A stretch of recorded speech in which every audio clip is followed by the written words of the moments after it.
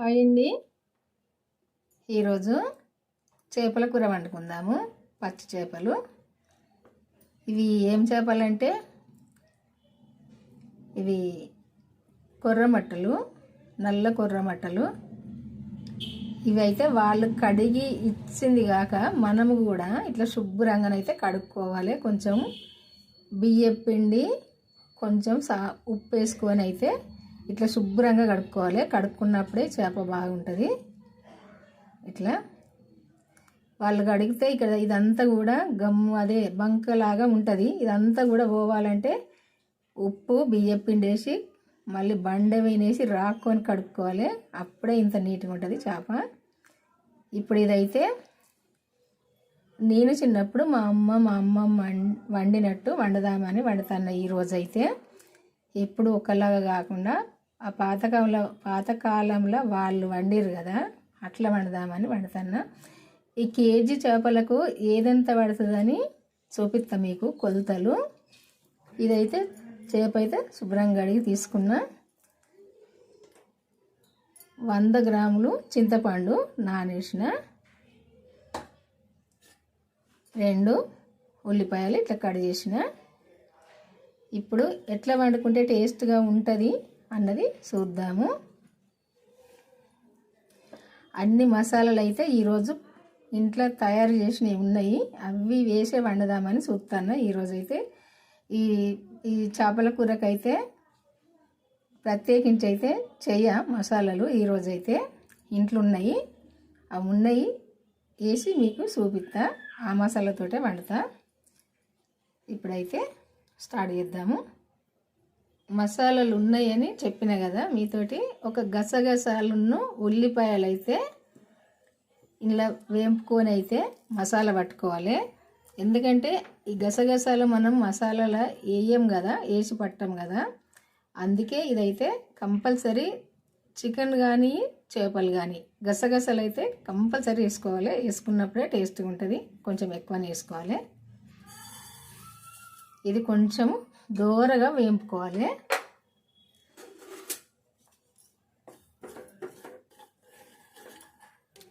Video ఇంత టైమా అంత టైమా అని మీరు అనుకుంటారు. అన్నీ అయితే చూపించాలి కదా, చూపించి వండితేనే మీరు కూడా వండుకోవచ్చు. ఇదిగో ఇట్లా దోరగా వేగితే సరిపోద్ది, మాడిపోవద్దు. ఇప్పుడు దించుకుందాము పక్కకు. ఇందులోనే కొంచెము నూనె వేసుకొని సరిపోద్ది, కొంచెం వేసుకొని ఇవి 2 ఉల్లిగడ్డలు అన్న కదా, ఇందులో సగం అయితే ఇవి ఈ నూనెలో వేంపుకుందాము. ఎందుకంటే వెనకటి వాళ్ళు అయితే పొయ్యిలో కాల్చేది ఉల్లిగడ్డను. ఇప్పుడు ఇది మనము స్టాండ్ విన్ అయినా కాల్చుకోవచ్చు, స్టవ్ అయినా. కానీ నేను కొంచెం నూనె వేసి వేంపితే బాగుంటుందని వేంపుతున్నా. ఈ ఉల్లిపాయలు అయితే ఒక సగం వేంపుకోవాలి. ఈ ఉల్లిపాయ ఈ కలర్కి వచ్చేదాకా వేంపుకోవాలి. ఈ కలర్కి అయితే సరిపోదు. ఇది చల్లగా అయిందంటే ఇది ఇప్పుడు ఈ గసగసాల ఈ మిక్సీ జార్లు వేసుకొని ఈ ఉల్లిపాయ కూడా చల్లగా అయింది కదా, ఇందులోనే వేసి ఇప్పుడు పట్టుకోవాలి మిక్సీ. ఇట్లా మెత్తగా పట్టుకోవాలి. చేపల కూర వండటానికి ఇట్లా వెడల్పు గిన్నె తీసుకోవాలి. ఇట్లా వెడల్పు దానిలో కూర వండుకుంటే చేపలు మంచుకుంటాయి. కొంచెము నూనె ఎక్కువనే పడుతుంది చేపల కూరలకు, సరిపోద్ది. మనము కూర వేసుకునే గరిటెతో ఒక గరిటెన్నర పోసిన సరిపోద్ది కేజీ చేపలకు. మీరు ఎప్పుడన్నా వండుకోవాలంటే వండుకోండి, ఇంత పోసుకొని. ఇప్పుడు జీలకర్ర వేసుకోవాలి, ఆవాలు కూడా వేసుకోవాలి. అవి కొంచెం వేగంగానే ఈ ఉల్లిపాయ వేసుకోవాలి. కరివేపాకు కూడా వేసుకోవాలి.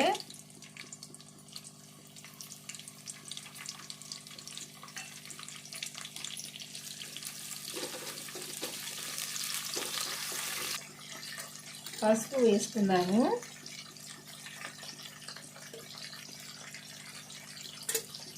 అల్లము వెల్లుల్లి పేస్ట్ వేసుకుందాము. ఒక చెంచా, కొంచెం ఎక్కువనే పడుతుంది. ఇదంతా కూడా కొద్దిసేపు గోలాలి.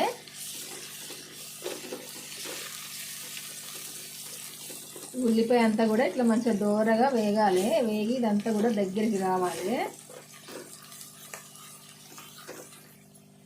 ఈ ఉల్లిపాయ ఇట్లా గోలినాక ఈ కలర్కి వచ్చి ఇట్లా దగ్గరికి వచ్చినాక కారము ఒక గరిటెడు వేసుకుంటున్నాము.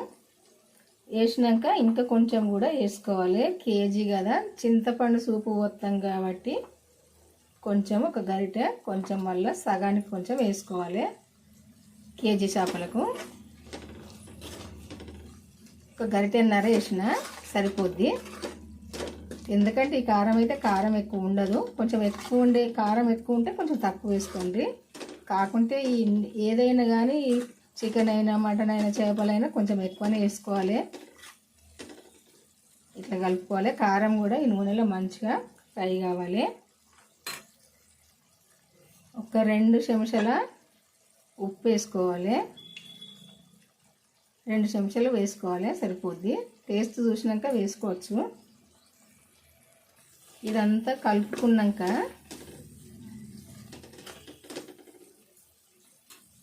ఇప్పుడు ఇందులో చింతపండు సూపు పోసుకోవాలి.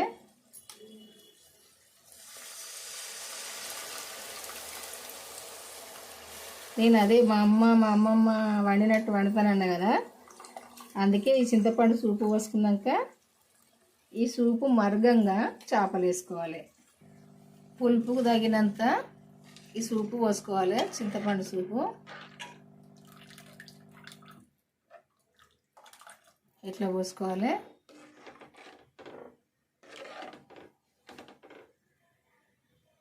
ఇప్పుడు మనము గసగసాలును ఉల్లిపాయ పట్టుకున్నాం కదా పేస్ట్, ఇది ఇందులో వేసుకోవాలి.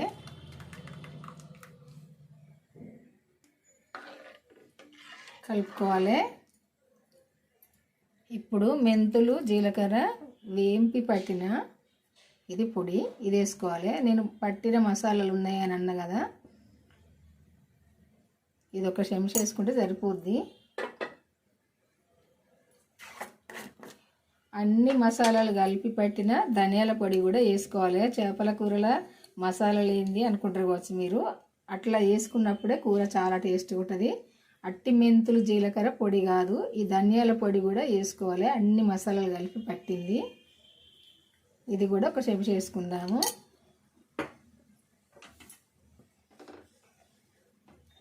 పులుపు చూసుకొని, ఒకవేళ ఎక్కువ పుల్లగా అనిపిస్తే కొంచెం వాటర్ వేసుకోవాలి, లేకుంటే సరిపోద్ది.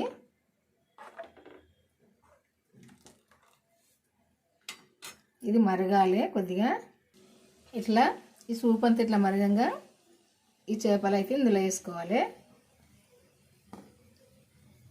కొంచెం ఎక్కువ పెట్టుకోవాలి స్టవ్, ఎందుకంటే ఇది ఎక్కువ వేడి వీననే ఉడకాలి. తక్కువ ఉంటే అంత ఇవి అన్ని మెత్తగా ఉడుకుతాయి. అందుకే ఎక్కువ వేడి వీన ఉడకాలి. ఇవన్నీ కూడా ఇందులో వేసుకోవాలి.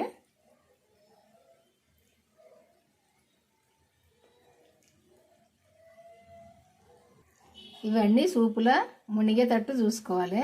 ఇట్లా ఎక్కువ కలపవలసిన పని లేదు, కలుపుకోవద్దు. ఇప్పుడు కొత్తిమీర వేసుకుందాము. ఇట్లా సూప్ అంతా దగ్గరికి వచ్చినాక వేసుకోవాలి. ఇప్పుడు వేసుకుందాము ఇది కొత్తిమీర. ఇంకా ఇందులో ఏమీ వేసేది లేదు, అన్నీ వేసిన చూసారు కదా. ఇవన్నీ వేసి వండుకుంటే చాలా టేస్ట్ ఉంటుంది. కొంచెం కొత్తిమీరని కొంచెం కలిపినట్టు చేద్దాము. కొద్దిసేపు ఉడకాలి, ఉడికితే అయిపోయినట్టే. చేపల కూర వండడం అయితే అయిపోయిందండి. ఎక్కువనైతే ఇది కలపద్దు, మెల్లగా ఇట్లా తీసుకొని వేసుకోవాలి. చూసారు కదా, ఇట్లా సూప్ అయితే ఇట్లా ఉండాలి. ఎక్కువ సూప్ ఉంటే మంచిగా ఉండయి, ఈ ముక్కకు పట్టదు. సూప్ ఎక్కువ ఉంటే ఇట్లుంటే సరిపోద్ది. నేనైతే ఏమేమి వేసి వండినో చూసారు కదా. మీరు కూడా అట్నే వేసి వండుకోండి, చాలా టేస్ట్గా ఉంటుంది. మీకు నచ్చితే కాదు, నచ్చుద్ది ఖచ్చితంగా.